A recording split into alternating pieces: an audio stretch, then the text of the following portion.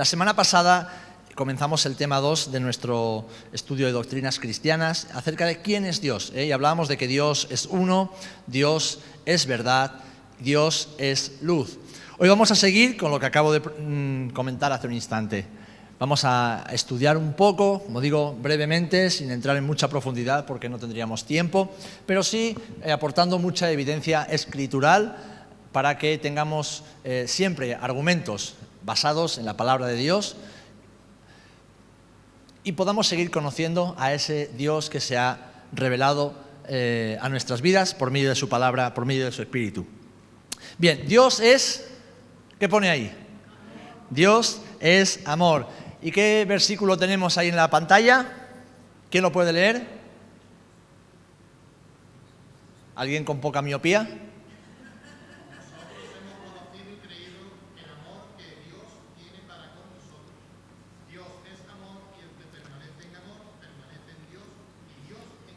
Amén. Juan 4:16, primera de Juan 4:16, ¿vale? Dios es amor. Si estamos en Él, estamos en el amor, conocemos el amor.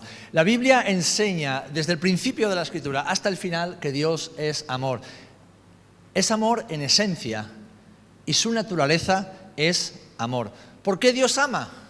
Porque Él es amor. El Nuevo Testamento, que fue mayormente escrito en griego, usa más de una palabra para referirse al amor. Y la que primera de Juan, capítulo 4, que acabamos de leer, está utilizando es la palabra ágapos, el término griego ágapos, o lo que comúnmente nosotros conocemos como el amor ágape. Y ágapos se utiliza en el Nuevo Testamento cuando se habla de un amor muy especial, muy particular, un amor incondicional. Y quédate con esto, que está basado en el sacrificio para el beneficio del otro. Cuando habla el Nuevo Testamento, cuando habla la Biblia acerca del amor ágape, del ágapos, es un amor incondicional basado en el sacrificio para el beneficio del otro. Este es el tipo de amor más fuerte y puro que existe, debido a que su naturaleza es desinteresada y, como he dicho, sacrificial. Es un amor voluntario, es incondicional, donde se tiene como base dar a otros en sacrificio. Y creo que ya sabéis por dónde van los tiros, ¿verdad? Cuando hablamos de este amor. Es un amor que implica entrega absoluta. Es un amor que implica entrega absoluta y total por parte de aquel que lo ejerce o que lo manifiesta. Y Dios, queridos hermanos y hermanas, se ha revelado con este tipo de amor, el amor ágape. Ahora bien, Dios no solamente muestra y da amor, sino que, como estamos diciendo, Él es amor, por lo tanto, Él es la fuente del amor. El otro día estudiábamos y veíamos que si hay luz es porque Dios es luz y de Él emana la luz. Así que Dios, como creador de todo, lo vemos en Génesis 1:1, también es creador del amor.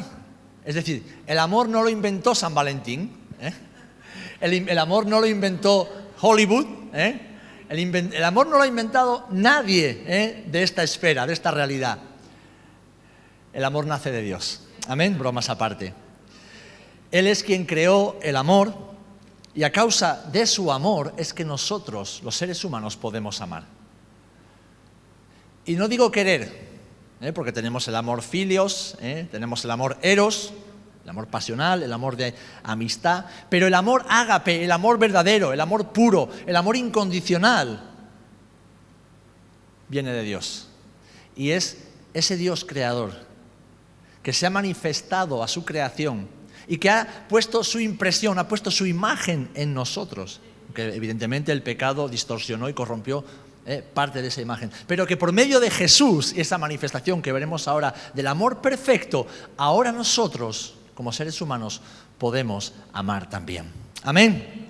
Primera de Juan 4:19, un poquito más adelante del versículo que hemos leído, dice: nosotros amamos a Dios, ¿por qué? Porque Él nos amó primero. Ahora, Él muestra su amor de muchas maneras. Ya vemos incluso en Deuteronomio como dice que el amado del Señor, el amado de Jehová, descansará en lugar seguro entre los brazos de su Señor. Es decir, el amor de Dios provee protección, provee seguridad, nos da paz, nos da descanso, nos da todo aquello que es necesario para que vivamos seguros en Él. Pero de todas las manifestaciones del amor de Dios, la más sublime, la más grande, la más excelsa, se halla en la cruz. La cruz de Cristo es la muestra más alta y sublime del amor de Dios. Lo que para la humanidad era un signo de ignominia, de humillación, de derrota, en Dios es la demostración del amor más puro, del amor más perfecto. Dice Romanos 5:8, mas Dios muestra su amor para con nosotros en que siendo aún pecadores, es decir, transgresores, enemigos, condenados, separados de Él, siendo aún todas estas cosas, ¿qué dice? Cristo murió por nosotros. Y la Biblia es clara en cuanto a esto, que el amor de Dios es inmerecido.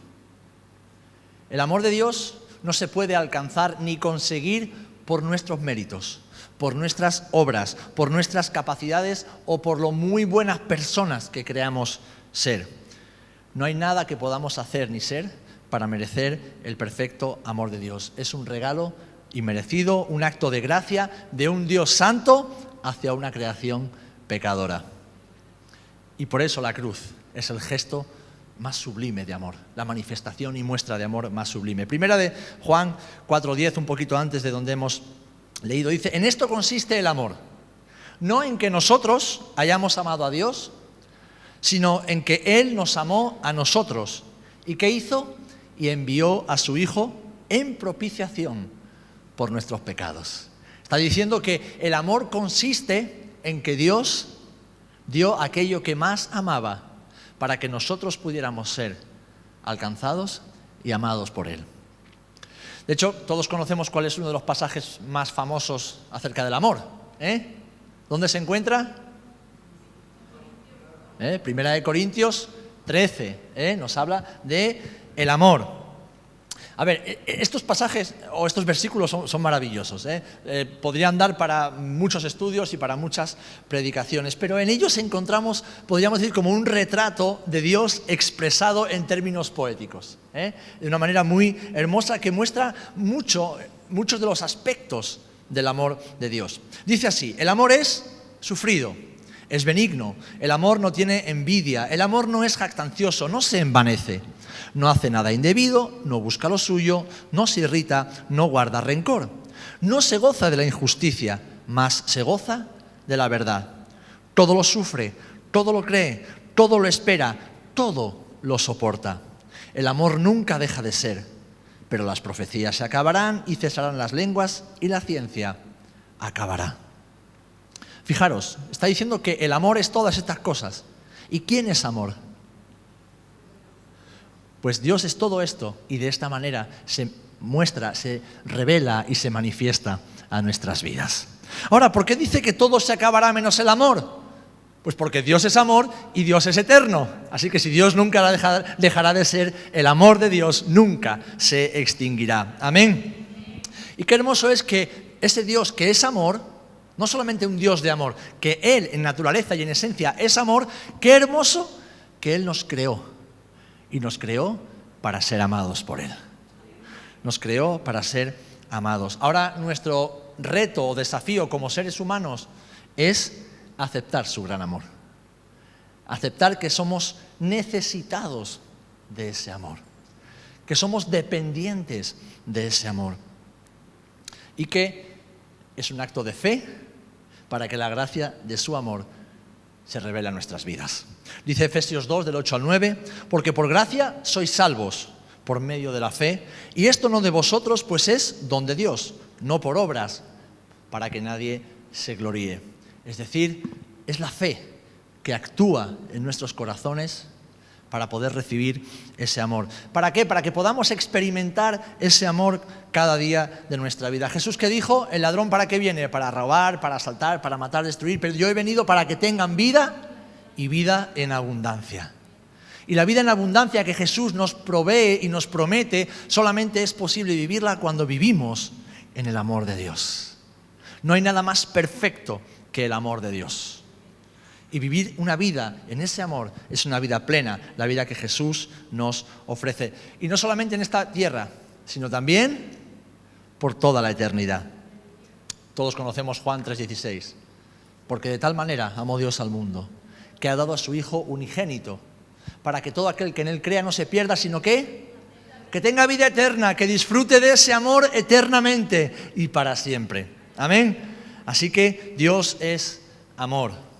Dios se revela al ser humano como un Dios de amor. Y el acto más sublime de amor que Dios ha hecho, que Dios ha manifestado hasta el día de hoy, es la cruz de Jesús. Es la cruz de Dios hecho hombre. Dios se ha revelado como un Dios de amor hacia su creación. Él sigue obrando para redimir a su creación. Dios sigue mostrando el amor de Dios para con Israel, un pueblo escogido por Él, para ser luz en medio de las naciones, para traer al Mesías, para redención de todas las naciones por medio de la simiente de Abraham, el padre de Israel y padre de todos los creyentes por la fe. Dios sigue mostrando ese amor. Y lo sigue haciendo de una forma práctica, de una forma viva, de una forma visible y tangible. Amén. Porque si Dios es eterno, Dios es veraz, Dios, como veremos más adelante, es inmutable. Él no cambia, su amor no cambia. Sus promesas son fieles y su palabra siempre se cumple. Amén. Así que Dios es amor. Dios es infinito. Dios es infinito. Y aquí vamos a ver 4 aspectos de esta característica de Dios. Dios es infinito. Dice Jeremías 23:24, no sé qué versículo tenéis ahí.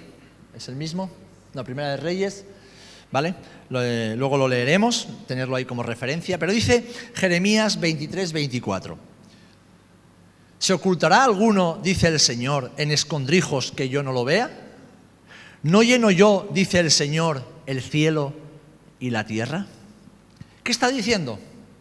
Que no hay lugar donde Dios no esté. Dios es infinito. O sea, lo llena todo, lo ocupa todo, lo abarca todo, lo ve todo. Y dentro de esa infinitud, quiero detenerme hoy en 4 aspectos. El primero es la existencia infinita de Dios. Es decir, que Dios es eterno. Dios es eterno. En hebreo, el olam, ¿vale? Olam es un término hebreo que puede significar también sin final, puede significar universo. Cuando te refieres al universo, también se usa esta palabra. Pero Dios se reveló a sí mismo en algunas ocasiones como el olam, el Dios eterno. De hecho, cuando se revela a Moisés en la zarza, ¿qué le dice? Bueno, Señor, pero ¿quién les digo que me envía? Yo soy. Pero ¿cómo yo soy? Sí, yo soy. Yo soy el que soy. ¿Por qué? Porque autoexisto. Porque soy inmanente. Porque no tengo principio y no tengo final. Yo soy. Y todo lo que existe, todo lo que es, está en mí. Entonces, yo soy. Esas fueron las palabras. Claro, se lo decía en hebreo. En hebreo lo que le estaba diciendo Dios a Moisés, ¿quién me envía? Él. Para nosotros es un pronombre, Él, ¿no? Pero Él es el nombre hebreo, en hebreo de yo soy, el que es. El que es, que nunca ha dejado de ser y nunca dejará de ser. El Dios infinito. El Dios, en este caso, eterno. La existencia eterna de Dios, ¿vale? Aunque es complicado, es complejo entenderlo racionalmente, porque nosotros vivimos en una esfera limitada, es una expresión de su naturaleza infinita. Con frecuencia a esta eternidad se le llama la trascendencia de Dios en términos teológicos. Es decir, que Dios existe antes, Dios existe fuera y Dios es más grande que toda la creación.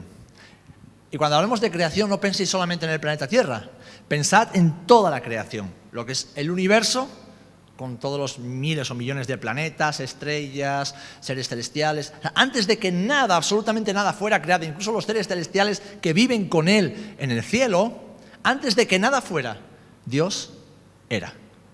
Él trasciende, Él está por encima y por fuera de todo eso. El Salmo 92 lo expresa de esta manera, fijaros qué bonito. Antes que naciesen los montes y formases la tierra y el mundo, desde el siglo y hasta el siglo, tú eres Dios. Antes de que nada existiera, tú eres. Fíjate que no dice tú eras Dios, dice tú eres presente. ¿Por qué? Porque es su presente continuo. Él es. Y en 1 de Crónicas 29:11 leemos palabras que el rey David afirma inspirado por el Espíritu Santo. 1 de Crónicas 29:11 dice: tuya es, oh Señor, la magnificencia y el poder, la gloria, la victoria y el honor, porque todas las cosas que están en los cielos y en la tierra son tuyas. Tuyo, oh Señor, es el reino y tú eres excelso sobre todos. De hecho, la primera referencia que tenemos en la Biblia acerca de la eternidad de Dios la encontramos ya en Génesis 21:33. Y dice que plantó Abraham un árbol tamarisco en Beerseba e invocó allí el nombre de Jehová Dios eterno. Fíjate, está usando el tetragramatón, es decir, el nombre con el que Dios se revela cuando hace pactos con el hombre. Está usando El o Elohim y después dice Olam. O sea, está poniendo énfasis en esa identidad, naturaleza y esencia como Dios único, verdadero y eterno. Ahora, tú y yo como seres humanos, ¿cómo medimos nuestra vida, nuestra existencia? ¿Cómo la medimos? En tiempo, ¿no? Usamos el tiempo. Pero cuando pensamos en nuestra existencia, en nuestra vida en la tierra, pues pensamos en el pasado, dónde nacimos, dónde vivimos de niños, experiencias, pensamos en el presente y también nos enfocamos hacia dónde, hacia el futuro. Nosotros medimos nuestra existencia por medio del tiempo. En cambio, Dios no está limitado por el tiempo.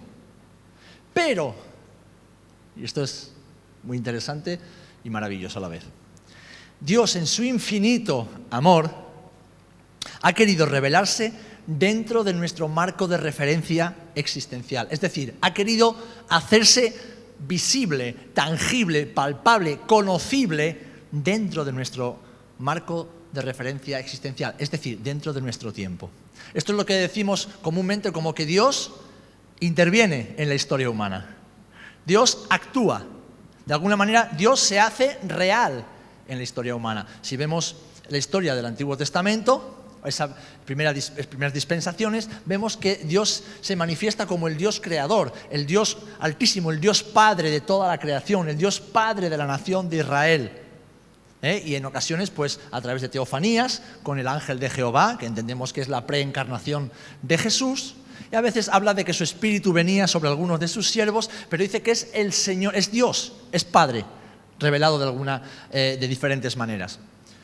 Después tenemos a Jesús, la llegada de Jesús, de Dios Hijo. Dios se ha revelado, ha intervenido en la historia de la humanidad hasta tal punto que la gran parte de la humanidad medimos el tiempo por antes o después de Cristo. Y una vez que el Señor se fue, ¿quién está aquí con nosotros? Dios Espíritu Santo. Es decir, Él interviene, se hace visible de diferentes maneras y en diferentes épocas. ¿Para qué? Para que pudiendo conocerle podamos relacionarnos con Él. Porque el ser humano no tiene ninguna capacidad autónoma de poder conocer a Dios, de poder alcanzar a Dios, de poder conocerlo, de poder relacionarse con Él. Lo ha intentado y lo sigue intentando. Las religiones es lo que intentan. Religión viene del término religare, reunir, volver a tener relación con. Pero el ser humano no puede alcanzar a Dios. Vivimos en dos realidades completamente distintas. Él vive en la eternidad, fuera del tiempo, en la santidad, en la pureza, en la perfección. Nosotros estamos en la esfera de lo limitado, de lo humano, de lo terrenal, de lo pecaminoso, de lo que está corrompido por causa de la maldad. Hay una barrera insalvable de nosotros hacia Dios. Pero Dios, como digo, en su infinito amor, ha entrado y participado en la historia de la humanidad para darse a conocer, como veremos más adelante. Es por eso que, fijaros, los traductores de la Biblia a los idiomas modernos usan expresiones como eterno, perdurable o para siempre, con el fin de hacer comprensibles frases, tanto hebreas como griegas de la Biblia, que traen a Dios a nuestra realidad temporal. Sabéis que, lo hemos dicho, el Antiguo Testamento se escribió en hebreo o en arameo, y el Nuevo Testamento se escribió mayormente en griego, con algunas partes en hebreo y también en arameo. Menos, pero también hay textos hebreos y arameos en la composición del Nuevo Testamento. Ahora, son idiomas muy distintos a los nuestros. Y tenemos que traducirlos para poder comprender. Entonces, la palabra de Dios revelada trae a ese Dios que se ha revelado a nuestro marco referencial, es decir, a nuestra dimensión. Pero usa expresiones que debemos darle forma, debemos darle palabra para poder comprenderlas. Bueno, pues estas son algunas de las expresiones que se usan para que podamos entender cómo es ese Dios eterno, cómo es ese Dios infinito en existencia, que perdura para siempre. Y de hecho, algunos de los salmos usan esta terminología. Fijaros, el Salmo 33:11 dice: el consejo del Señor permanecerá para siempre. ¿Qué quiere decir? Eternamente, sin final. Los pensamientos de su corazón son por todas las generaciones. Nos hace comprender de que no terminan. El Salmo 102:27 dice: pero tú eres el mismo y tus años no acabarán. Ahora yo pregunto, ¿Dios tiene años? ¿Dios cumple años?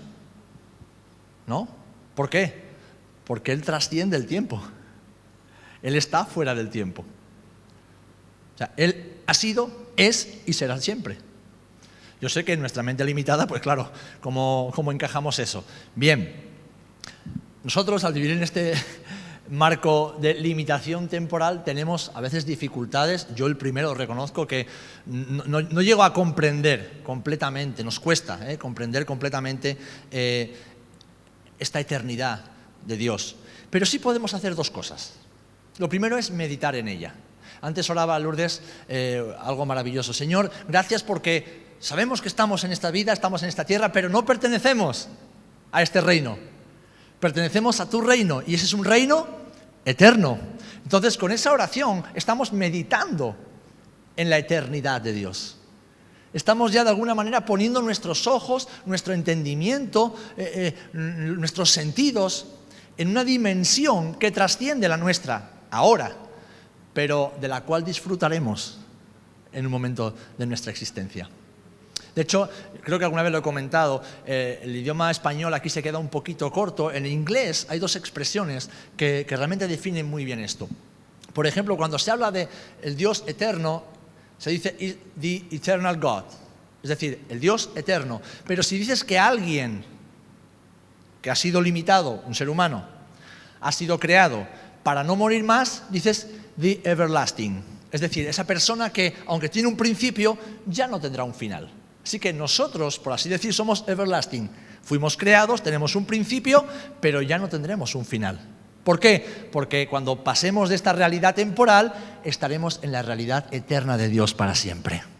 Ahora, Dios es eternal. Él es eterno. Es decir, Él no tiene un final, pero tampoco tuvo un principio. Entonces, en su intervención, nosotros, que tuvimos un principio, ya no tendremos un final. Y esto es maravilloso. Amén. Ahora, como digo, podemos, aunque no podamos comprenderlo todo, sí podemos meditar a la luz de la revelación que Dios ha hecho de sí mismo. ¿Cómo podemos conocer a Dios? Por lo que Dios ha mostrado de sí mismo. Nosotros somos carne, Él es espíritu. Así que Él se ha revelado por medio de su palabra y a través del Espíritu Santo podemos comprender lo que Dios dice a través de su palabra. Así que a través de esa revelación podemos ir poquito a poco comprendiendo más y más acerca de la eternidad de Dios. Y una vez que hacemos eso, debemos hacer algo, hermanos. Adorarlo. ¿Saben por qué? He estado dando pistas hasta ahora para llegar a este punto. Porque hay una brecha insalvable entre Dios y la humanidad. Hay una brecha insalvable. tú y yo nunca podríamos alcanzar a Dios. Así que, meditando en su eternidad, creyendo y conociéndolo a través de su palabra, lo adoramos porque hemos conocido a un Dios eterno que se quiere convertir, y se ha convertido en nuestro caso, en un Señor personal, que ha atravesado, ha cruzado esa brecha de existencia infinita e ilimitada, que era la suya, para alcanzar a nuestra mortalidad finita y limitada. Podemos adorar, hermanos.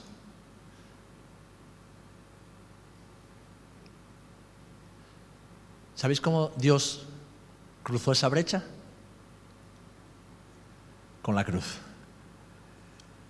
Esa cruz es el puente que une las dos realidades, la eternidad de Dios y la limitación del ser humano. Así que no comprendemos completamente la eternidad de Dios, meditamos en ella y lo adoramos. ¿Amén?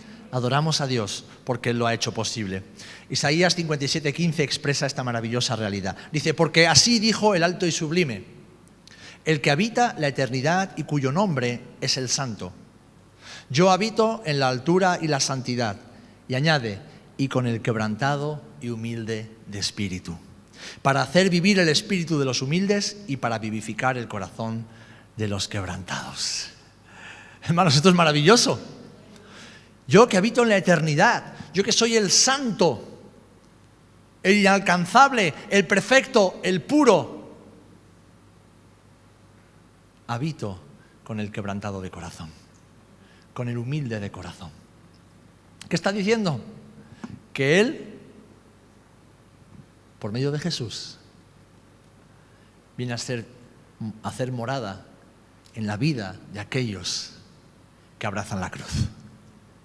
Aquellos que creen que Dios hizo posible lo que era imposible, que la brecha, la separación fuera eliminada, y por medio de esa cruz, ese acto de amor sublime, el Dios Santo y la creación condenada pudieran de nuevo reencontrarse. ¿Amén? ¿Estáis dormidos o estáis conmigo? Ambas cosas, ¿no? Conmigo y dormidos.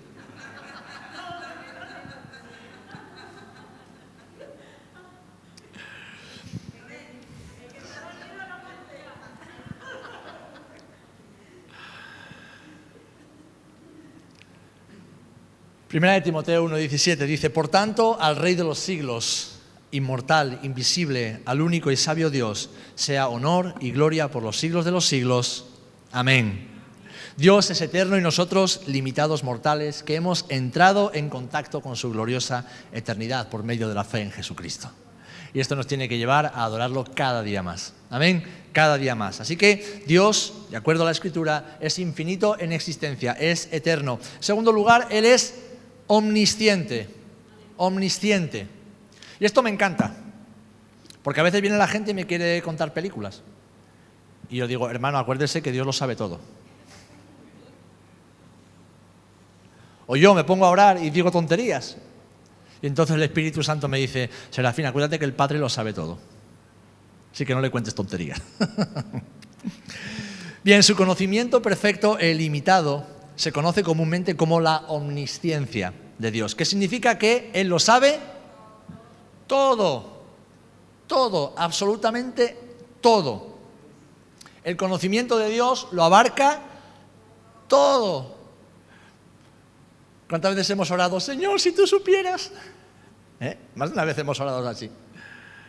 Señor, si tú vieras lo que me están haciendo, si tú vieras lo que me está pasando, cómo me estoy sintiendo. Y yo me imagino al Espíritu Santo ahí como diciendo, ya. Si yo supiera, si yo entendiera, si yo viera. Qué bueno que Dios tiene paciencia y sentido del humor con nosotros, ¿verdad? El conocimiento de Dios lo abarca todo. Hebreos 4:13 dice así, Hebreos 4:13. Y no hay cosa creada que no sea manifiesta en su presencia.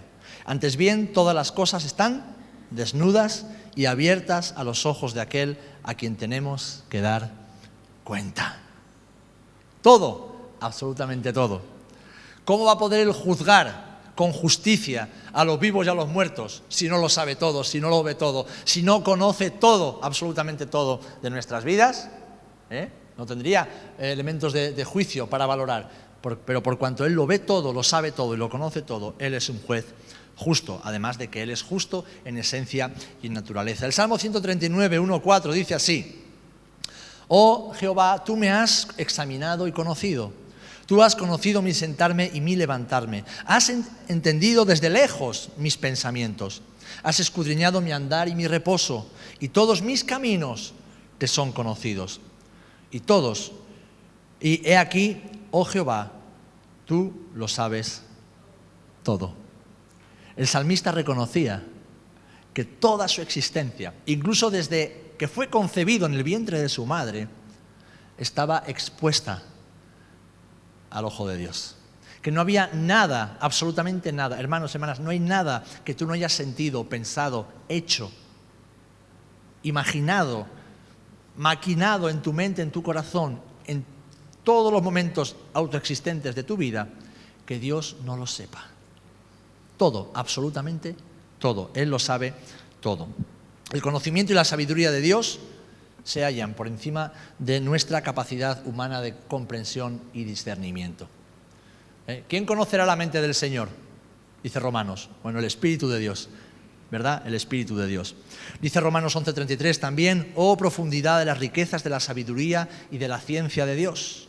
Cuán insondables son sus juicios e inescrutables sus caminos. ¿Cómo podemos entender lo que Dios hace? ¿Saben cuál es la obra, el acto más ilógico que Dios ha hecho en toda la historia de la humanidad? Lo más sin sentido, desde el punto de vista de Dios, no desde el punto de vista nuestro. ¿Cuál es? ¿Sabéis? Aquello que decís, pero ¿cómo se le ocurre a Dios hacer esto? No. ¿Sabéis cuál es? La cruz. La cruz. Por eso la cruz se recibe por fe. Por eso Pablo decía: yo no vengo a vosotros, no he ido a vosotros con palabras, ni con... No he venido con lógica, ni con razonamientos. No. He venido, ¿qué? Con el mensaje del Evangelio. He venido con el mensaje de la cruz. Por eso dice que la predicación, ¿qué es? Es locura. El mensaje de la cruz es locura. Es incomprensible. La razón humana no entiende. Primero, que un ser humano que se cree justo y bueno tenga que rendir cuentas delante de un Dios. Y segundo, que ese Dios que es tan bueno tenga que morir en mi lugar cuando yo mismo no estoy dispuesto a morir en mi lugar. Así que no se puede comprender la mente de Dios. Podemos conocer cómo Dios piensa y podemos aprender poquito a poco a pensar como Dios piensa. Pero la salvación es por fe. Y a Dios no hay que entenderlo. A Dios hay que creerlo, amarlo y obedecerlo. Amén. Primera de Juan 3:20 dice: y en esto conocemos que somos de la verdad y aseguramos nuestros corazones delante de Él. Pues si nuestro corazón nos reprende, que dice, mayor que nuestro corazón es Dios. Y Él sabe todas las cosas. Y esto es maravilloso. Señor, no entiendo nada. No pasa nada, tú sabes todas las cosas. Señor, no sé por qué has permitido esto. No pasa nada, tú sabes todas las cosas. Estamos orando por los terremotos, ¿verdad? Pero bueno, hoy han sido aquí. Mañana o dentro de unas semanas o dentro de unos meses serán en otro lugar y otro volcán explotará y los monzones arrasarán con miles de vidas en la India. Lo que pasa que, y aquí voy a hacer un paréntesis, es más mediático hablar de unas cosas y de unos países que de otros. Por eso se hace más énfasis en las noticias que pasan en unos países que en otros. Pero desgracias y catástrofes naturales están pasando todos los días en multitud de países. Ahora mismo hay cientos de guerras en marcha en todo el planeta. Y solo se habla de la guerra en Ucrania. ¿Por qué? Porque mediáticamente hay intereses que convienen. Entonces, cierro paréntesis, oramos por el sufrimiento de estas personas, oramos por las familias que han perdido a seres queridos. Muchos de los que se han ido con el Señor, porque muchos de los que han muerto bajo los escombros son hermanos cristianos, ¿vale? Y oramos para que el Señor fortalezca a su iglesia. Pero oramos sin comprender, sabiendo que esto es fruto y producto de una naturaleza, de una creación que está sujeta ¿a qué? A maldición por causa del pecado. Por eso dice la palabra que la creación gime, gime, clama con gemidos indecibles, dice, por favor, Señor, ven para que se manifiesten los hijos de Dios. Esa manifestación gloriosa de los hijos de Dios, ese momento en el que Jesús venga a establecer su justicia sobre la tierra, la creación dejará de sufrir. Mientras tanto, por causa del pecado del ser humano, la creación sufre y el ser humano paga las consecuencias. Entonces, no comprendemos todo si lo miramos desde nuestra perspectiva. Si vamos a la perspectiva de Dios, todo tiene más sentido. Aún así, hay muchas cosas que no podemos entender. ¿Qué hacemos? Creemos. Creemos en la bondad y creemos en la omnisciencia de Dios. Porque no hay nada que Dios no sepa, no hay nada que esté oculto a su conocimiento. Él conoce cada pensamiento, cada intención, cada sentimiento, cada cosa que pasa por el corazón y la mente de toda persona que ha pisado, pisa y pisará la tierra. No hay ni un solo ser humano a quien Dios no haya visto desde su nacimiento hasta su muerte cada uno de sus pensamientos, sentimientos, emociones e intenciones. Él lo ve absolutamente todo. Es más, fijaros que Jesús enseñó también acerca de la omnisciencia de Dios y lo hizo para que tuviésemos paz y descanso en Él. En Mateo 10, 28 al 31 leemos: no temáis a los que matan el cuerpo, mas el alma no pueden matar. Temed más bien a aquel que puede destruir el alma y el cuerpo en el infierno. ¿No se venden 2 pajarillos por un cuarto? Con todo, ni uno de ellos cae a tierra sin vuestro Padre. ¿Qué está diciendo el Señor? Que es que no pasa absolutamente nada en la naturaleza sin que Dios no lo vea, sin que Dios no lo sepa. Y es más, no es que lo sepa cuando pasa, es que lo sabe de antemano. Sabe que va a pasar. ¿Por qué? Porque ve el futuro. No, es que Dios ya está en el futuro. Él está en todas partes. Somos nosotros los que caminamos hacia el futuro. Dice el versículo 30, pues aún vuestros cabellos están todos contados. Así que no temáis, más valéis vosotros que muchos pajarillos. Señor, ¿qué está diciendo? No temas por las cosas que te puedan pasar en esta vida. Dios lo ve todo, Dios lo sabe todo y Él tiene cuidado de ti. El rey David proclamó en el Salmo 147:5, grande es el Señor nuestro y de mucho poder, dice, y su entendimiento es infinito. Infinito. Fijaros que David consolaba su alma recordando quién Dios es, recordando cómo Dios piensa, y eso traía descanso a su alma afligida. El Señor es grande. Yo estoy afligido, pero Dios es grande. Yo tengo problemas, tengo muchos enemigos, pero Dios tiene mucho poder. Yo no comprendo por qué mis hijos me están haciendo esto, por qué mis enemigos se levantan contra mí, por qué mi mujer me ridiculiza. Yo no lo entiendo, pero Dios tiene un conocimiento y un entendimiento infinito. Y descanso en eso. Amén. Así que Dios es también omnisciente, lo sabe todo. Su infinitud se manifiesta también a través de un conocimiento, entendimiento infinito. Omnipotente. ¿Qué significa omnipotente? Que todo lo puede. Que todo lo puede. El término omnipotente viene del latín omni, todo, y potent, o potent, que es poder. Y se aplica en la Biblia para referirse a Dios y solamente a Dios. En la Biblia aparece el término omnipotente o en este caso todopoderoso en 66 ocasiones y en todas se refiere a Dios, a ninguna persona o cosa. Solo Dios es omnipotente. Dios es el creador de todas las cosas. Amén. Génesis 1:1. Por lo tanto, Él tiene el poder sobre todas las cosas en todo momento. Es decir, Él puede hacer lo que quiera, cuando quiera y como quiera, porque solamente Él tiene el poder y la autoridad para hacerlo. Ahora bien, os voy a poner aquí un dilema que seguro que habéis escuchado alguna vez. Hay un antiguo dilema filosófico que dice, ¿sería Dios capaz de levantar o de crear una roca tan grande que Él no pudiera levantar? ¿Alguna vez os han preguntado eso para pincharos? Es una de las cosas más tontas que te pueden hacer, pero bueno, hay creyentes que se lían la manta a la cabeza y no saben qué responder. ¿Sería Dios capaz de crear una roca tan grande que luego Él no pueda mover? Si es omnipotente, ¿no puede crear una roca muy grande? Pero si es una roca tan grande que luego no puede mover, entonces Dios no es omnipotente. Bueno, seguro que has escuchado alguna vez esto o te han hecho esta pregunta. A mí, muchas veces. Bien, esto es una falacia lógica, ¿vale? Y una falacia es un argumento incorrecto y engañoso. Algunas falacias se hacen con la intención de persuadir y de manipular al oyente. Es decir, presentas un argumento falso con apariencia de lógica y de sentido común, aunque no tiene ninguna, para poder manipular la forma de pensar de la persona que te escucha. Otras falacias simplemente pues suceden por error del hablante, por desconocimiento o por un desliz, ¿vale? No todas son malintencionadas, pero en este caso esta es una falacia lógica malintencionada. Es un simple juego de palabras que está mal formulado. ¿Por qué? Porque ignora, primero, la esencia y naturaleza de Dios, y segundo, cómo Dios actúa. A ver, esta expresión, ¿puede Dios crear una roca tan grande y pesada que luego Él no pueda mover? Pasa por alto un hecho que es fundamental en la esencia y naturaleza de Dios y por lo tanto en la omnipotencia de Dios. Y es que esta omnipotencia está íntimamente ligada, entrelazada con el propósito de Dios. Es decir, Dios no es tonto. Y todo lo que Dios hace tiene un sentido, tiene un propósito. Dios no hace nada al azar. Por lo tanto, Dios es lógico. Si alguien es lógico, es Él. Y nuestra lógica viene de la lógica que Dios nos ha dado.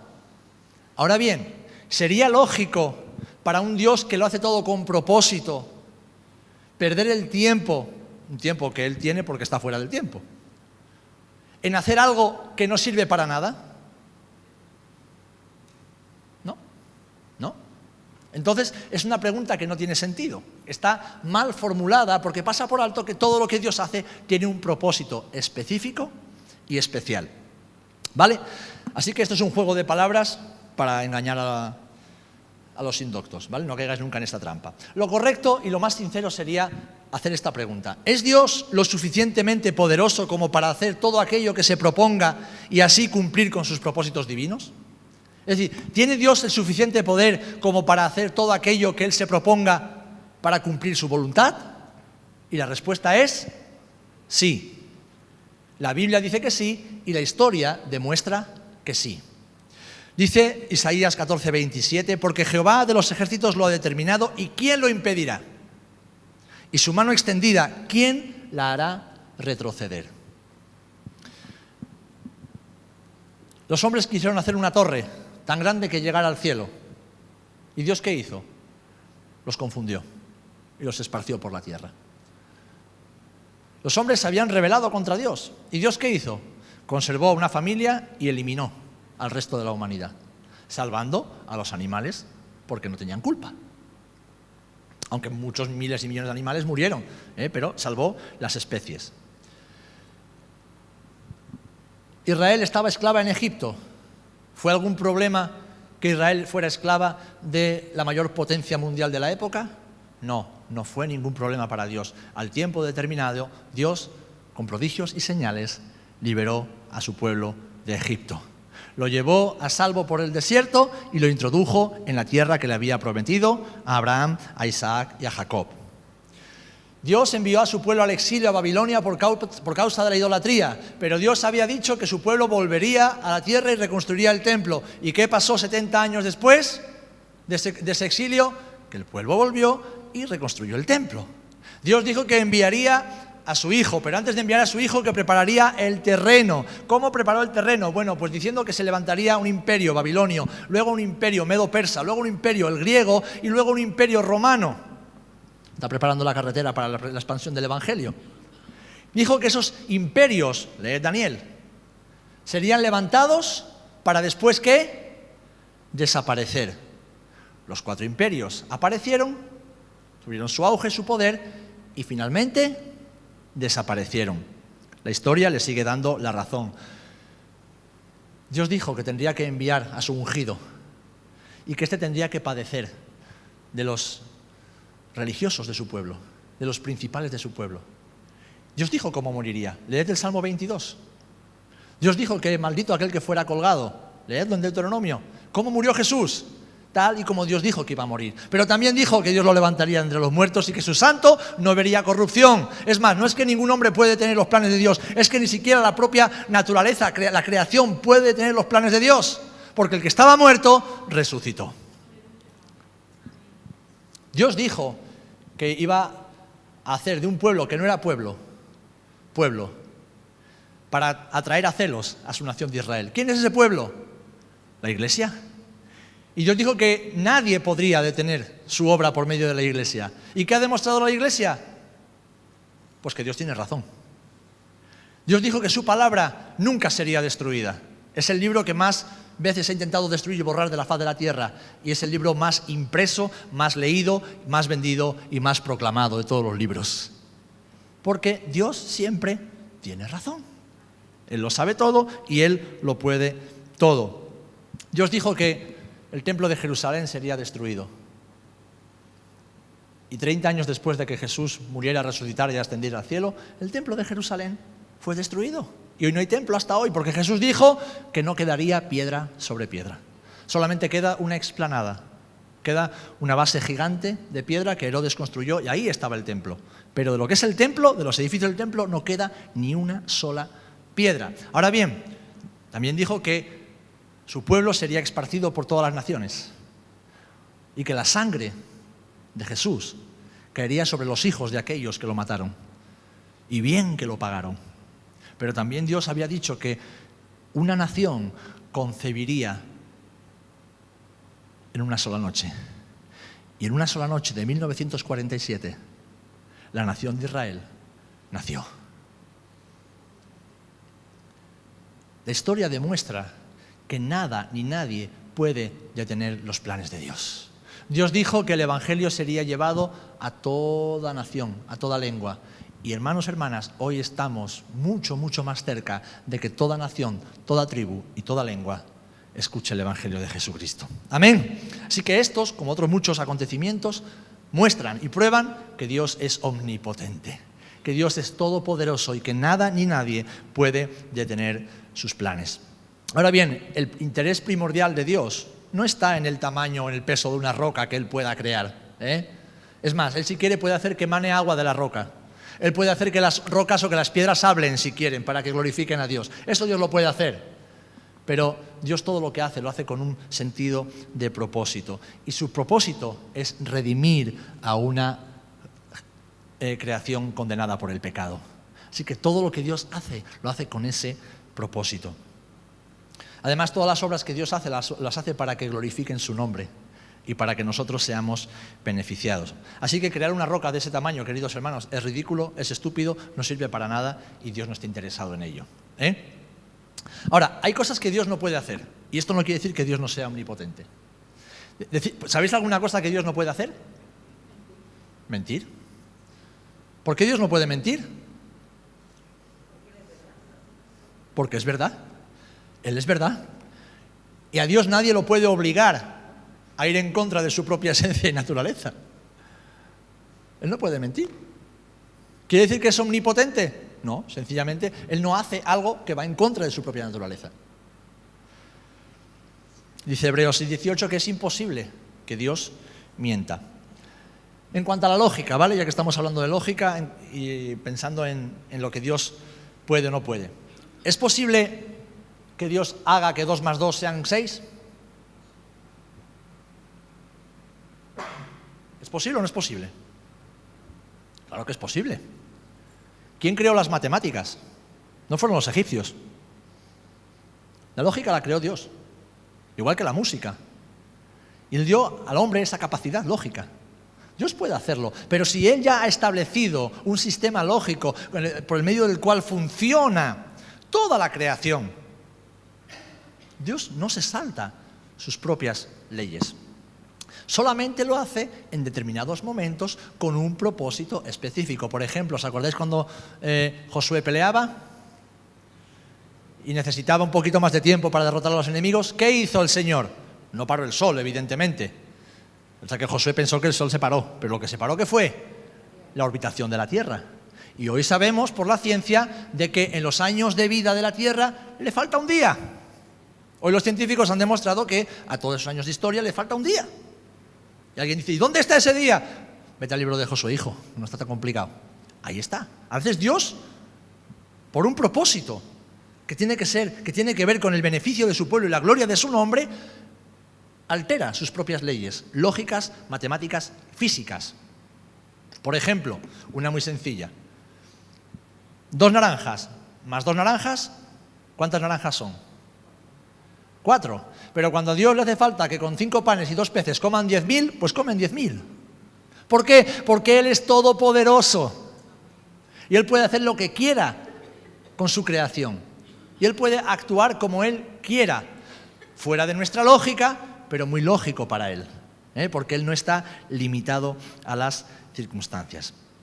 Como decía, la Biblia se refiere al Dios Todopoderoso en 66 ocasiones y es solamente para Él. A Abraham le dijo en Génesis 17:1 que yo soy el Dios Todopoderoso, anda delante de mí y sé perfecto. A Moisés en Éxodo 6:3 le dice, y aparecí a Abraham, a Isaac y a Jacob como Dios omnipotente, como el Dios Todopoderoso. Mas en mi nombre, Yahvé, no me di a conocer a ellos. En cambio, a Moisés sí se le dio a conocer de esa manera.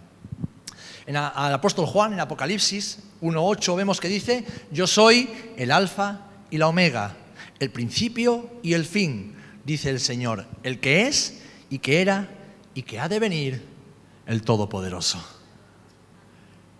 Así se define el Señor, el eterno y además el que todo lo puede.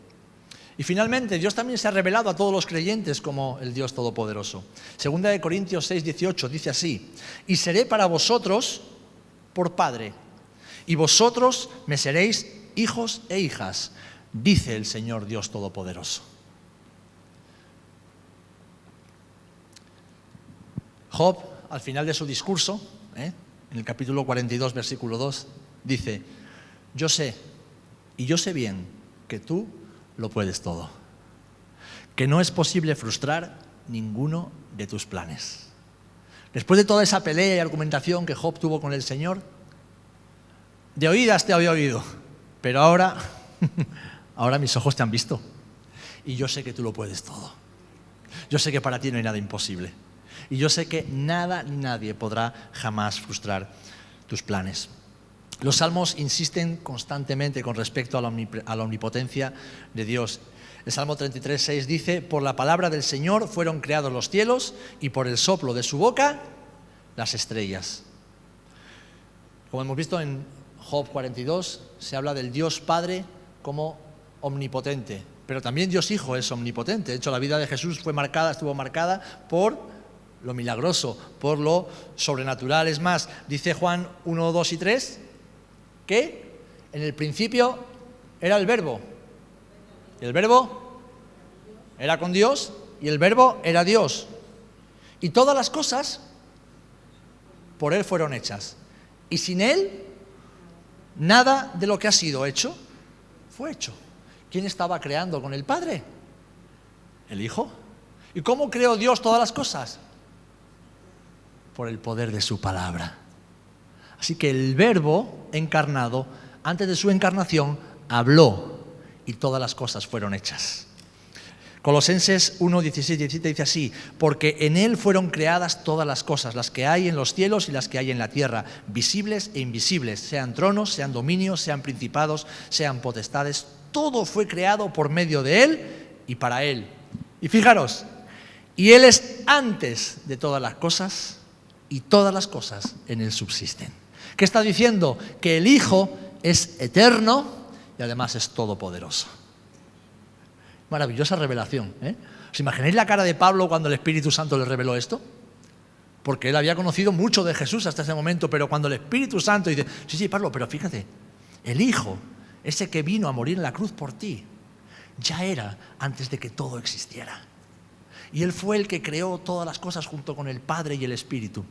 Y dice, y Él las sustenta todas en el hueco de su mano. Qué maravilloso, ¿eh?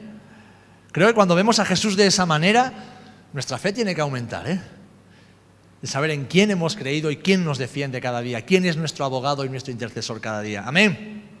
De hecho, la vida de Jesús estuvo marcada, como digo, por lo sobrenatural. Pues Él tenía poder sobre la naturaleza, calmó las olas, calmó el mar, ¿verdad? Calmó los vientos, tuvo poder sobre la enfermedad, no había ninguna enfermedad que Él no pudiera sanar, y calmó también o aplacó a los demonios. Es más, antes de que abriera la boca ya estos salían pitando. ¡Hey, sabemos quién eres! ¡Sabemos quién eres! Y Jesús les mandaba a callar y les mandaba a salir, porque Él tiene todo poder y toda autoridad. Por último, el Espíritu Santo. Génesis 1:2. ¿Quién se movía sobre la faz de las aguas en el proceso de creación? el Espíritu de Dios, el Espíritu Santo. Pero es que además el Espíritu Santo es el que da poder sobrenatural a los creyentes. ¿Para qué? Para hacer algo que humanamente no podemos hacer: predicar el Evangelio con denuedo y con autoridad, a tiempo y fuera de tiempo. Y es el mismo poder que también nos capacita para hacer milagros en el nombre de Jesús. Amén. Así que vemos que la omnipotencia del Señor se extiende sobre toda la creación y también sobre Satanás. Esto lo sabemos por Job, porque dice que Satanás le pedía permiso al Señor para tocar a Job. Satanás no puede hacer nada en contra de los hijos de Dios sin que Dios se lo permita. Es más, Satanás no puede hacer nada en contra de nadie sin que Dios se lo permita. Otra cosa es que como príncipe de este mundo, de un mundo caído, tiene cierta libertad, pero él no puede hacer nada sin el permiso de Dios. Y eso es súper importante para ti y para mí. Debemos recordar que a los que estamos en Cristo, el enemigo no nos puede tocar. No nos puede tocar. Así que la próxima vez que peques, no digas, ¡ay, Satanás! Digo, no, mirad al espejo y di, ¡qué burro soy! ¡Qué bruto soy, que vuelvo a caer en la misma piedra otra vez! Deja a Satanás tranquilo, que bastante tiene con lo suyo y con lo que le espera. Que sí, que es el tentador, que vale, muy bien todo eso. Pero si tú estás en Cristo, el enemigo no te puede tocar. Nuestras vidas están escondidas con Cristo, ¿en quién? En Dios. Así que estamos al seguro. Estamos al seguro. El enemigo solo puede mentirnos. ¿Por qué? Porque es mentiroso y padre de mentira. Ahora, ¿qué tienes que hacer? No lo escuches. Escucha a Dios cada día. Escucha al Espíritu Santo, escucha la palabra del Señor. Es más que suficiente. Y tendrás un escudo en tu mente, en tu cabeza, para disfrutar de la vida de Dios. Amén. Y por último, y ya concluyo, Dios es omnipresente. La existencia de Dios y la capacidad de Dios de estar en todas partes. Fijaros, el Dios omnipresente hizo algo maravilloso. Traspasó esa brecha. En el Antiguo Testamento decidió habitar entre los hombres. ¿Dónde habitó Dios entre los hombres? En el tabernáculo. Él mandó a Moisés construir una tienda. En esa tienda mandó construir un arca, y sobre el propiciatorio, es decir, donde se rociaba la sangre del sacrificio, entre dos querubines de oro, dice que allí la Shekinah, la presencia de Dios, habitaba. ¡Wow! El Dios eterno, el Dios infinito, moró en una tienda. Tienda hecha de pieles. Es más, luego dijo, yo he puesto mi morada en Sión, es decir, en Jerusalén. Allí donde David quiso construir el templo y Salomón se lo construyó al Señor. Pero fijaros, el propio Salomón reconoció, pero ¿es verdad que Dios morará sobre la tierra? He aquí que los cielos de los cielos no te pueden contener, cuanto menos esta casa que yo he edificado. ¿Podemos contener a Dios en un recipiente humano? No. Pero qué maravilloso que el Dios eterno vive dentro de ti y dentro de mí. Somos templo del Espíritu Santo. Somos templo del Dios vivo. Hoy, aquí, en este momento, mientras tú y yo meditamos en estas maravillosas verdades de la palabra de Dios, podemos decir que el Dios eterno, el Dios infinito, está aquí con nosotros. Por medio de su Espíritu, Él está aquí con nosotros. ¿Cabe en estas cuatro paredes? Claro que no cabe. Pero Él está aquí con nosotros. Su presencia está aquí con nosotros. Amén. Porque su presencia está en todo momento y en todo lugar. Y esto es lo que conocemos como la omnipresencia de Dios. Las personas, junto con el resto de la creación, estamos limitadas a una existencia dentro de limitaciones físicas, ¿vale? Dentro de un universo que es muy grande, pero que es finito. Y dentro de ese espacio que Dios ha creado, no hay ningún lugar donde Dios no pueda estar con su presencia. ¿Os acordáis del profeta Jonás? ¿Qué quiso hacer? Quiso huir de la presencia de Dios. ¿A dónde iba a ir el pobre? Dios habló por medio del profeta Jeremías, en Jeremías 23, versículo 23 y versículo 24, y dijo, ¿soy yo Dios de cerca solamente, dice Jehová, y no Dios de muy lejos? ¿Se ocultará alguno, dice Jehová, en escondrijos que yo no le vea? ¿No lleno yo, dice Jehová, el cielo y la tierra? Y el Salmo 139, 7 en adelante hace unas preguntas. Fijaros qué bonitas. ¿A dónde me iré de tu espíritu? ¿Y a dónde huiré de tu presencia? Si subiera a los cielos, allí estás tú. Y si en el Seol hiciere mi estrado, he aquí, allí tú estás. El Seol es el lugar de los muertos, ¿vale? Si tomare las alas del alba y habitare en el extremo del mar, aún allí me guiará tu mano y me asirá tu diestra. Si dijere, ciertamente las tinieblas me cubrirán, aún la noche resplandecerá alrededor de mí, aún las tinieblas no encubren de ti. Y la noche resplandece como el día, lo mismo te son las tinieblas que la luz. No hay lugar donde podamos alejarnos de Dios. Él lo llena todo.